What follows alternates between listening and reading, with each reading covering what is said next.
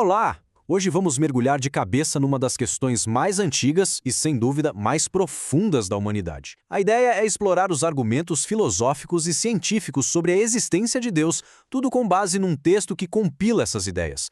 O objetivo aqui é apresentar uma análise bem estruturada dessas linhas de pensamento. Para a gente não se perder nesse caminho, a análise foi dividida em 5 partes.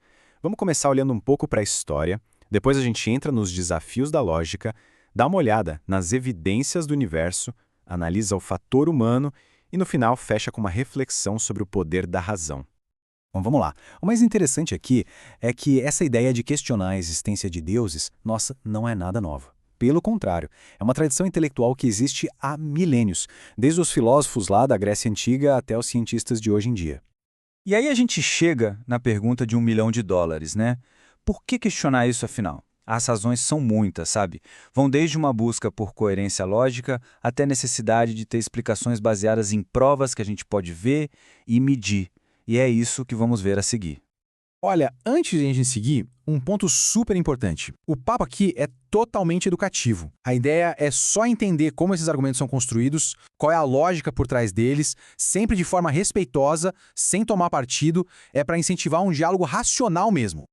Ok, agora a gente entra num campo um pouco diferente, o da lógica pura. Aqui os argumentos não precisam de telescópio nem de laboratório. Eles se baseiam na consistência das próprias ideias. É como se estivessem testando os limites dos atributos que normalmente são dados a uma divindade. O primeiro, e talvez o mais famoso de todos, é o problema do mal. Ele basicamente aponta para uma contradição que parece óbvia. Se existe um ser que é pura bondade e que tem todo o poder, por que o mundo está tão cheio de sofrimento, de dor e de maldade? E o mais incrível é que essa pulga atrás da orelha não é de hoje. O filósofo grego Epicuro, lá atrás, mais de 2000 anos, já tinha bolado esse dilema. E essa frase dele resume o paradoxo de um jeito perfeito e continua sendo o centro desse debate até hoje. Isso leva direto para outro nó na cabeça, o paradoxo da pedra. É um exercício mental bem famoso para testar o conceito de onipotência. Como a gente vê aqui, não importa a resposta. Se for sim, o poder é limitado. Se for não, o poder também é limitado. De qualquer forma, parece que a gente chega numa contradição. E na mesma linha tem o choque entre saber tudo, a onisciência, e o nosso livre-arbítrio. Pensa bem, se uma entidade divina já sabe exatamente tudo o que vai acontecer, como é que as nossas escolhas podem ser realmente livres? Isso parece indicar que tudo já está determinado, né? É uma questão que mexe com a nossa própria ideia de liberdade. Ok, saindo um pouco da filosofia e da lógica pura, vamos agora para os argumentos que se baseiam na observação. Esta parte foca no que a ciência e a investigação do mundo natural têm para nos dizer. Ou melhor, no que elas não encontraram. O ponto principal aqui é a ausência de provas. O argumento é que, apesar de séculos de avanços científicos, de uma capacidade cada vez maior de medir e observar o universo, nenhuma evidência direta que possa ser testada e repetida de uma divindade foi encontrada. O universo parece funcionar seguindo suas próprias leis naturais, de forma consistente.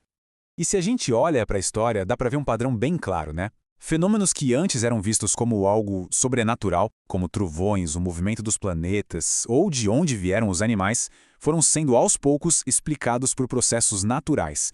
A ciência foi preenchendo essas lacunas, mostrando que a gente é capaz de entender o mundo usando a razão e a observação. Beleza!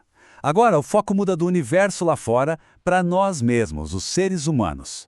Esta sessão vai explorar argumentos que vêm da história, da sociologia, da antropologia, enfim, que analisam a religião como um fenômeno criado por nós. E o primeiro ponto aqui é de cair o queixo, a variedade de crenças que já existiram. Pensa só nesse número. Mais de 4.300 religiões diferentes já foram documentadas, cada uma com seus deuses, seus rituais, suas verdades. Só isso já faz a gente se perguntar, se existisse uma verdade divina única, por que ela apareceria de tantas formas diferentes e muitas vezes contraditórias? E não para por aí não. Essa variedade se estende aos próprios deuses. A estimativa é de que as culturas humanas já adoraram algo em torno de 12.000 divindades diferentes, desde panteões cheios de deuses até espíritos da natureza. Isso mostra como a busca humana por sentido é criativa e diversa. Então o raciocínio é o seguinte: com tantas religiões, tantos deuses, qual é o número de provas objetivas, universais, que colocam uma delas, só uma, como a verdadeira acima de todas as outras? Segundo o argumento, é 0. A conclusão, por essa ótica, é que toda religião depende da fé de quem acredita, e não de uma prova que valha para todo mundo. E tem mais. Olhando pela lente da sociologia, a religião cumpre papéis bem práticos na sociedade, sabe? Ela pode ser uma ferramenta poderosa para manter o poder de quem está no topo, como a ideia do direito divino dos reis antigamente, ou para unir um grupo contra um inimigo em comum. É uma análise que olha para que serve a religião na sociedade. E com isso a gente chega na nossa parte final.